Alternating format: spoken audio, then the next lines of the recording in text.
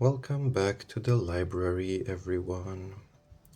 Today with us here is a very special guest and one of my favorite spellcasters of all time, Dark Magician. Dark Magician is the main monster of the main protagonist of the series, Yugi, and Atom as well. He is also the reincarnation of Atom's faithful servant, Mahad. This Dark Magician in particular is from Starter Deck Yugi Evolution, and he is one of my first ever favorite cards. Just something about his design and the fact that he is a mage, a wizard, a spellcaster, and as the flavor text says, the ultimate wizard in terms of attack and defense, made him very lovable for me from the very beginning. I've kept him in decent condition. You could say he is near mint, which is an achievement because he is very old. Dark Magician over the years has gotten cards that make him more powerful, and he has gotten versions of himself that are more powerful monsters.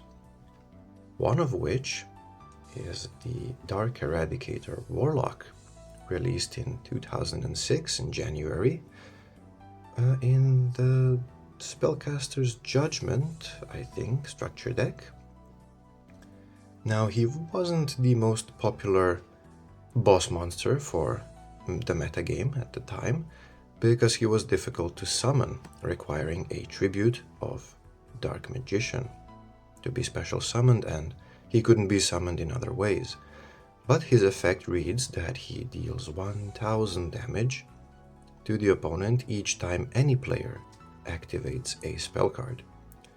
This is sort of a niche spell burn strategy which was played around with but never very successful, unfortunately.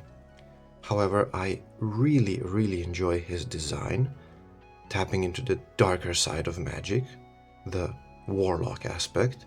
He has these dark purple motifs and overally very shadowy vibe, which I quite enjoy.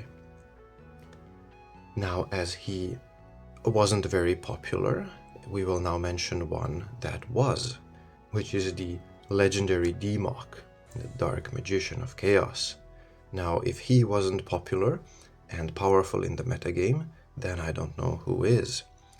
He is possibly on par with the mighty Blackluster Soldier Envoy of the Beginning, also released in Invasion of Chaos, just like him. Dark Magician of Chaos was so powerful because when he enters the battlefield, he recycles a spell card from the graveyard back into your hand. And we all know how powerful spell cards used to be and still are in the game of Yu-Gi-Oh! This one in particular is an improvement upon Dark Magician after he accepts the power of light and dark, which is in Yu-Gi-Oh! Called Chaos. And the spell card proving this is Dedication Through Light and Dark, allowing you to tribute a Dark Magician and summon a Dark Magician of Chaos. However, this is not how he was usually summoned, because Dark Magician was not very much played on tournaments and in competitive play. He was, however, tribute summoned, and most of the time he was reborn from the graveyard using cards like Premature Burial and Call of the Haunted. This is because he was discarded first by draw engines like Graceful Charity, or discarded as a cost for maybe Raigeki Break and such.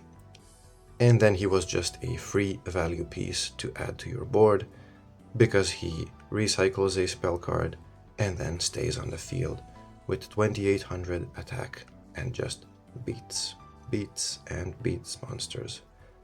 His secondary effect also reads that a monster destroyed by this monster as a result of battle is removed from play instead of going to the graveyard.